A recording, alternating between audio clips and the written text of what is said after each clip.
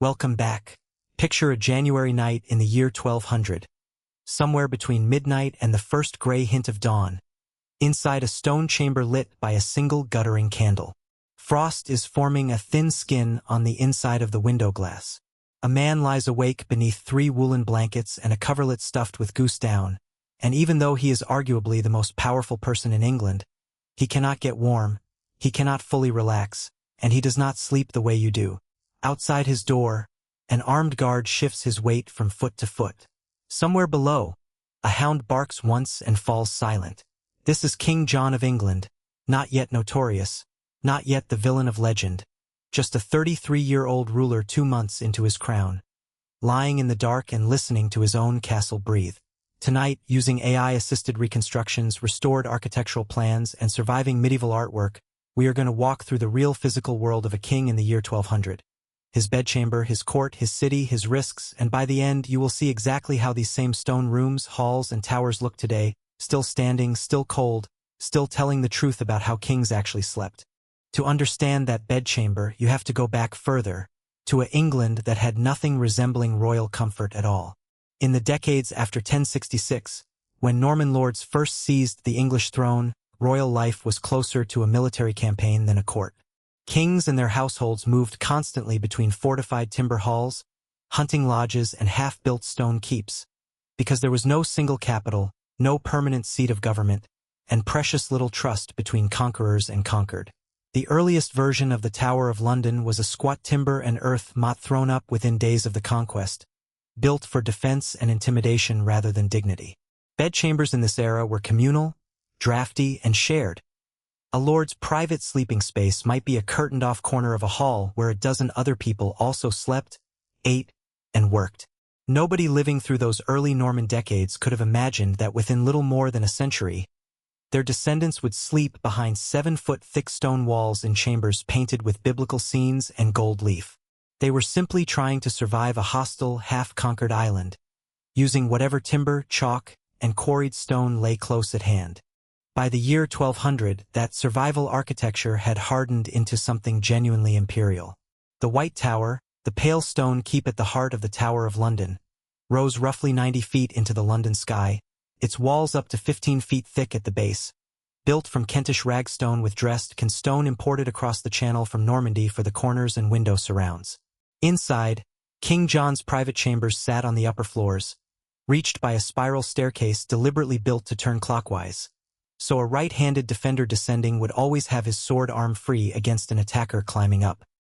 His bedchamber itself was smaller than most modern living rooms, perhaps 18 feet by 14, its walls hung with heavy woven tapestries not for beauty alone but to trap heat and dull the constant echo of stone. A garderobe, essentially a stone latrine chute built directly into the thickness of the outer wall, emptied waist down into the moat below. Practical, ammonia-scented, and located deliberately close to sleeping quarters so nobody had to walk far in the dark. Even at this height of construction, the building was never finished in any final sense. Masons' accounts from the period record ongoing repairs to roof leaks, replacement of cracked lintels, and constant patching of the original Norman stonework, a reminder that this was a living, working fortress under continuous maintenance, not a monument frozen in time. The Chapel of St. John within the White Tower functioned as the sacred and ceremonial heart of that royal life.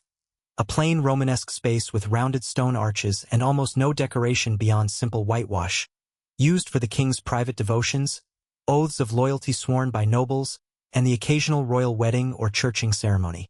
Just beyond the tower walls, the older civic and judicial world of London carried on its own rhythm at the Guildhall and the folk courts, where disputes over debt, theft, and property were settled before juries of local men under a legal system blending old Anglo-Saxon custom with newer Norman royal law. Layered across the city you could still read history in stone. Roman wall foundations peeking through later medieval brick, Saxon church footings beneath Norman naves.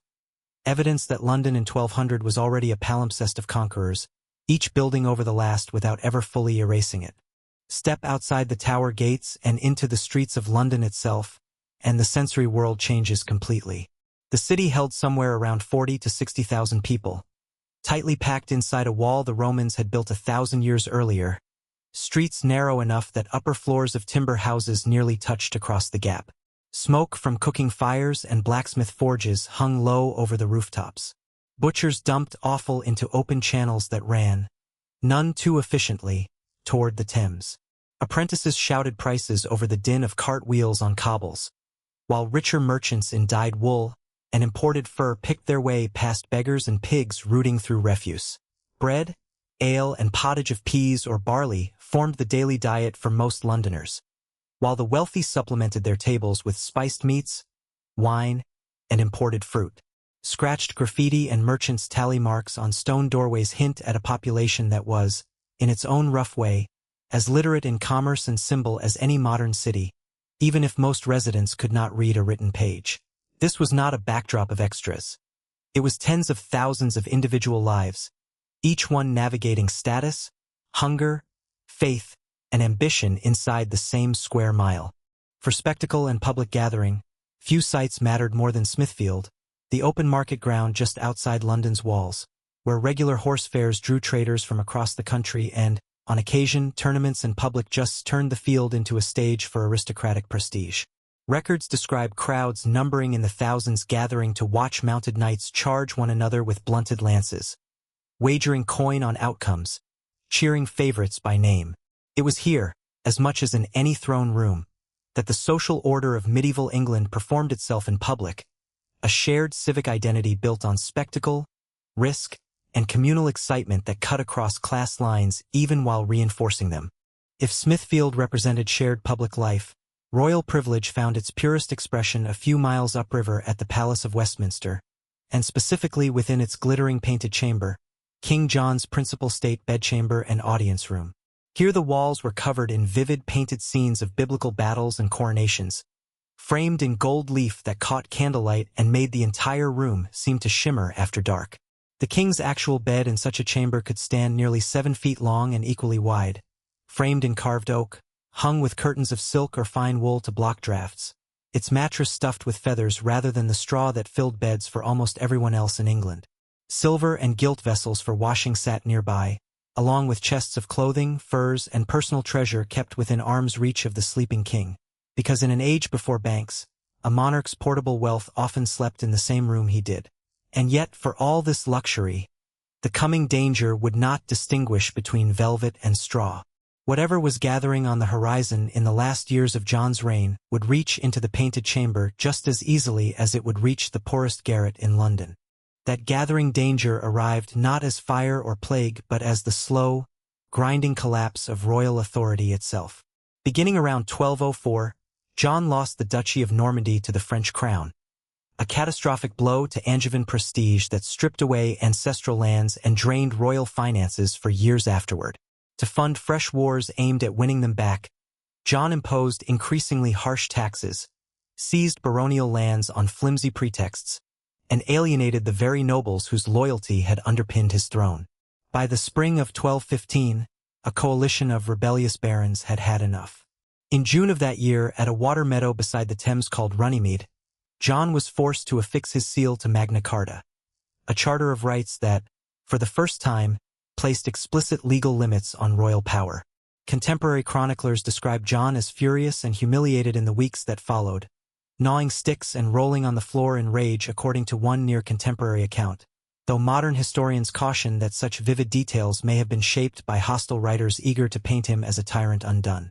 Within months, the charter had collapsed into open civil war, with French Prince Louis invading at the invitation of rebel barons and much of southern England slipping from John's control.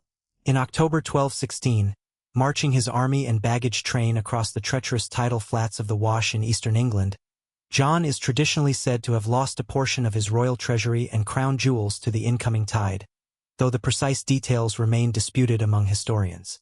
Days later, weakened by dysentery, he died at Newark Castle, leaving a 9-year-old heir and a kingdom still at war with itself.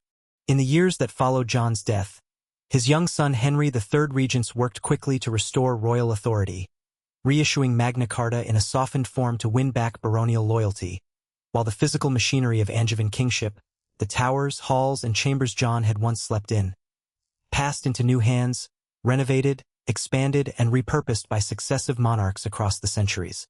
Much of what John would have recognized was gradually built over, plastered, or lost entirely, buried under later medieval and Tudor construction, remembered mainly through chronicle accounts rather than physical survival.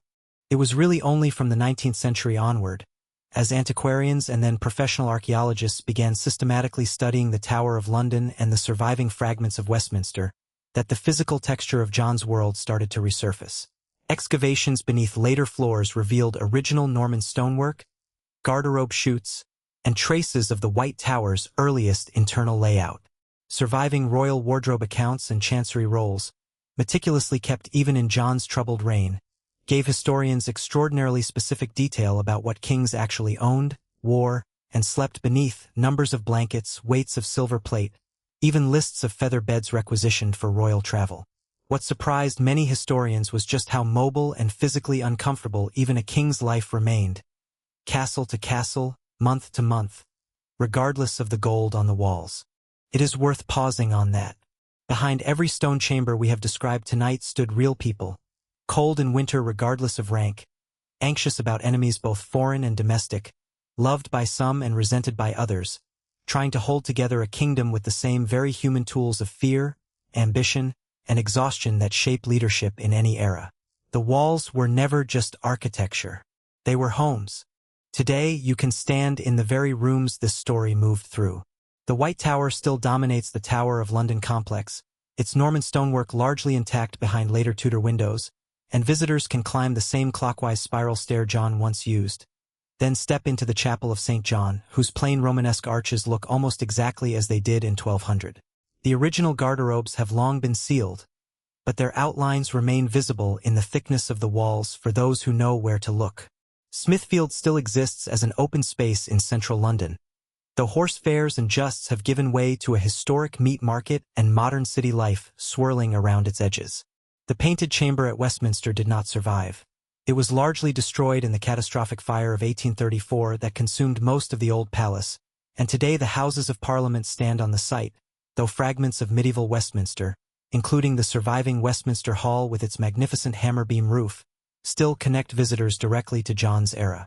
And at Runnymede itself, a quiet water meadow beside the Thames, a simple memorial marks the spot where a frustrated, embattled king once put his seal to a document that would outlive every stone chamber he ever slept in, shaping legal rights that echo, in one form or another, through governments around the world today. Thank you so much for walking through this one with me. If you enjoyed seeing how a king in 1200 actually lived, slept, and lost his grip on power, let me know in the comments, and tell me which lost place or forgotten reign you would like to see brought back to life next. I read every suggestion, and your ideas genuinely shape what we cover here. See you in the next one.